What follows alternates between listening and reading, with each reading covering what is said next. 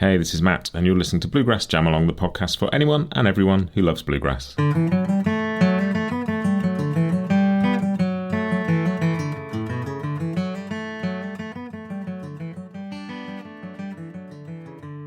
Hey there, everybody. Welcome back to another week of Bluegrass Jam Along, and as always, we kick off the week with a Bluegrass Briefing, and this is your Bluegrass Briefing for Monday, the 18th of March, 2024.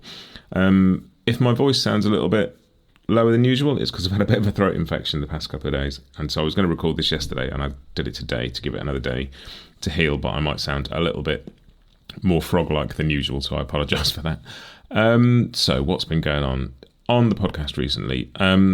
Last week's interview was with Michael Jonathan, who is the host and founder of Wood Songs, which has been going for essentially ever. It's a proper kind of cornerstone of American roots music. It's a wonderful thing, and if you don't know about it, go and check out the interview with Michael. If you do know about it, do go and check out the interview with Michael. I had a great chat with him about the state of music and sort of the roots movement of people kind of coming together around the world to sort of connect through music and maybe reassess what we mean by musical success, and so many threads, really interesting stuff.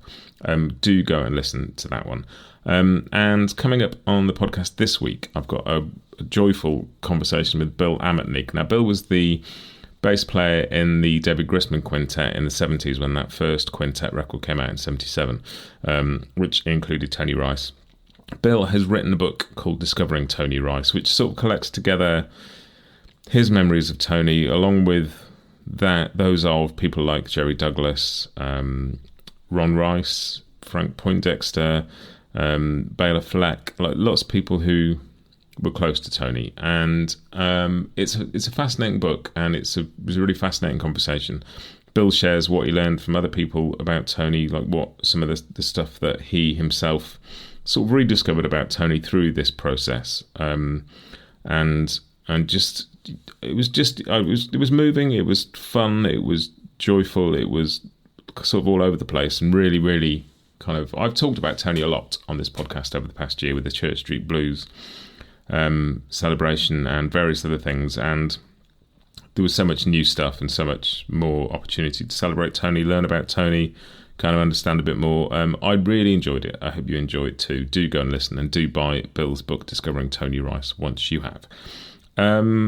Got a very cool interview coming up for you this week. I haven't recorded it yet, and I have a slight weird thing about not jinxing things if I haven't recorded them yet, in case for whatever reason it doesn't happen. But that's, fingers crossed, happening tomorrow night, and I will tell you more about that next week. But that's it. Yeah, the Michael Jonathan interview, the Bill Amatnik one coming this week. And something very cool for you next week. And lots more in the pipeline. I'm lining things up as we go, and there's a lot going on. But let's move on to Church Street News, which is news and announcements.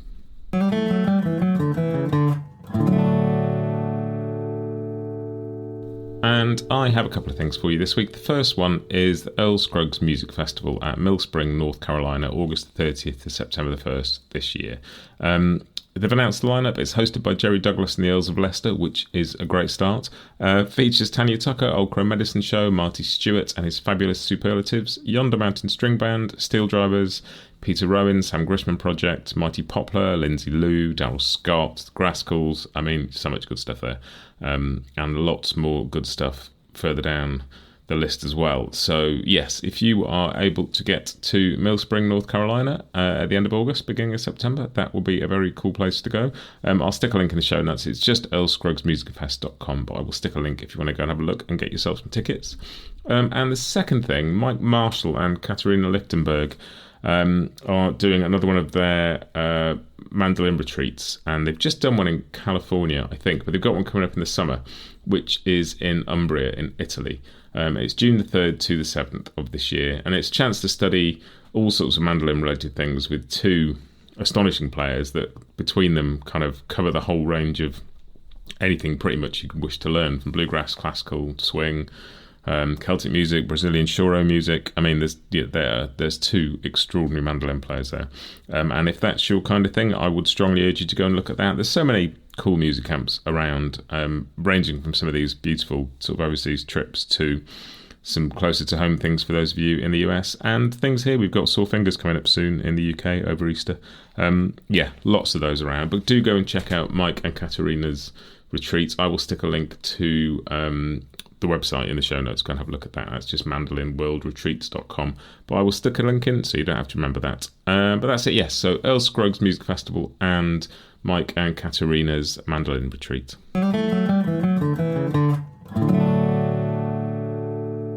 So next up we have the segment called The Grass is New, and unsurprisingly this is all about new bluegrass and related stuff. First up, Jack McKeon has a new single called Last Slice of Heaven, and I have stuck that on the playlist for you to go and have a listen to. That is out now. Go and have a listen, that's a great song. There is a new track from Steve Martin called Bluegrass Radio, which features Alison Brown, Trey Hensley's on there, Sam Bush is on there. That's also on the playlist. That's a fun song. I won't tell you what it's about, but go and have a listen. It's there's a bit of tongue-in-cheek going on there. And the third thing is Tony Trischka has a new single, also featuring Sam Bush, also Molly Tuttle, a version of Dooley, which is kind of cool because Molly Tuttle had that track on her most recent album, Dooley's Farm, which is sort of a kind of an updating of Dooley in many ways. So that's fun. And just those three together are a joyous noise. Obviously, go and listen to that.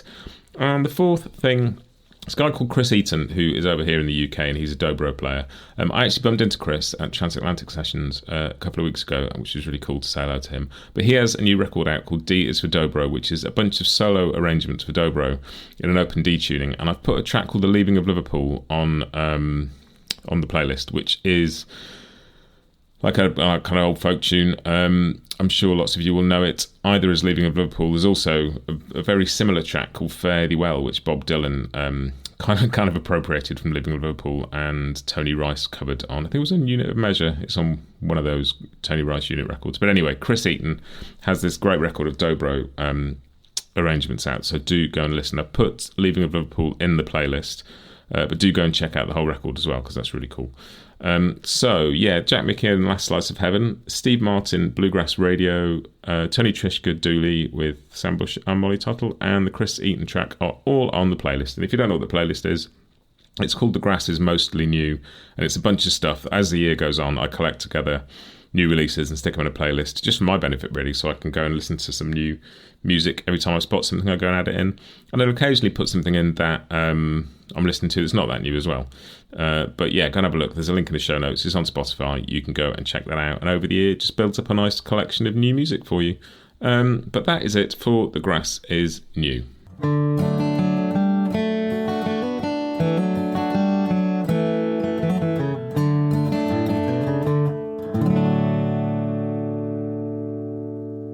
Which leads us on to Scroll On Buddy, which is something I've spotted on social media at some point in the week that you might have missed and I think you might like. And the thing I spotted this week, quite a few people mentioned this, and so I kind of keep meaning to check it out, and I finally did. There's this film called The Last Repair Shop, and this is not related to the British TV series where people bring in old teddy bears and hanging apart gramophones and people fix them for them. It's about a repair shop that's been around in Los Angeles since the late 50s. They are one of the few US cities that offer and fix musical instruments for public school students at no cost.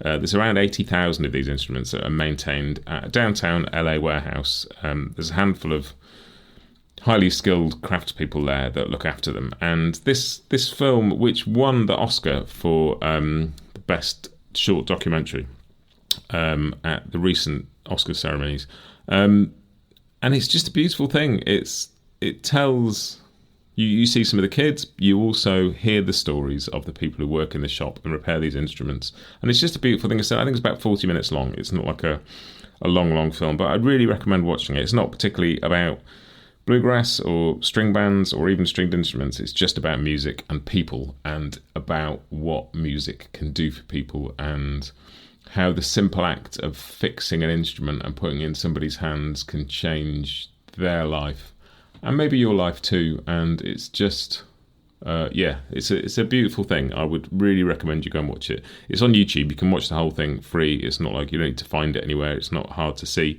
but it's called The Last Repair Shop. And I'm going to stick a link in the show notes so you can have a look at that, because I think it's really worth a watch. And the final bit is just to kind of, I tend to mention something that I've been listening to this week, and I've been on a bit of a, I've since talking to Ethan Sherman the other week, and chatting about his book that he co-wrote with Adam Levy, String Theories, I've been getting back into slightly more structure in my practice, and I'm also transcribing some solos. I think that's something I need to do more of, is not writing them down, but just, putting the tracks on and learning some breaks, but not just guitar breaks and not just bluegrass breaks. I've been sort of leaning into the idea of working out what I actually like, what my ear likes.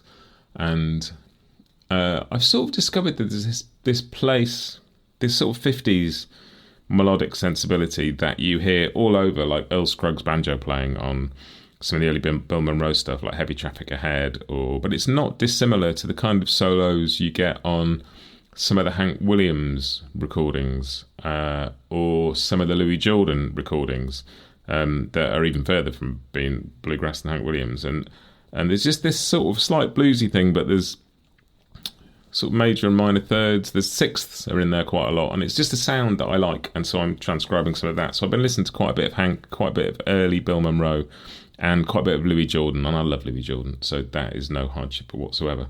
I might put a track of each of those in there somewhere, just randomly. Probably confuse people listening to a bluegrass playlist and finding a bit of Louis Jordan in there, but I don't mind confusing people. But that's it. As always, do not forget to go, this is getting very formal, don't forget, pop to the website, bluegrassjamalong.com, where you will find a list of every single one of 350, 60 something episodes of this podcast. There are interviews galore with all sorts of incredible people. There are backing tracks for you to jam along to, whether you want to jam along with the rhythm or the lead or swap between the two, or there's just performances of me playing them if you want to hear these tunes and get to know them a bit. They're all searchable, they're all kind of filterable by different things. Every one of the tunes has a chord sheet you can download for free. You can speed up and slow down all the tunes. There's just so much stuff there. You'll also find links to my social channels and a way to get in touch and say hello.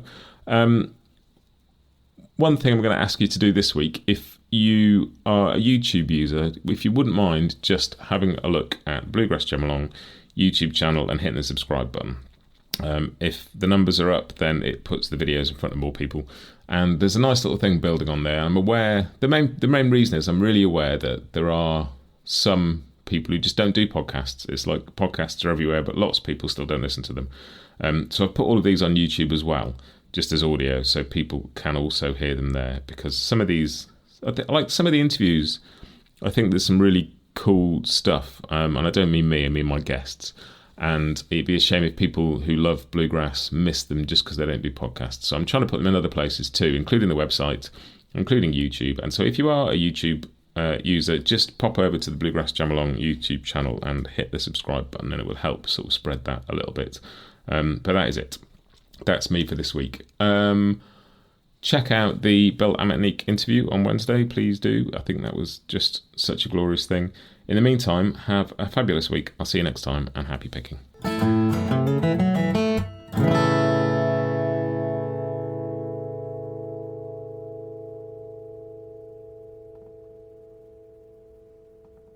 Bluegrass Jam Along is proud to be sponsored by Collings Guitars and Mandolins, making some of the finest guitars and mandolins in the world since the 1970s. Visit collingsguitars.com and find out why.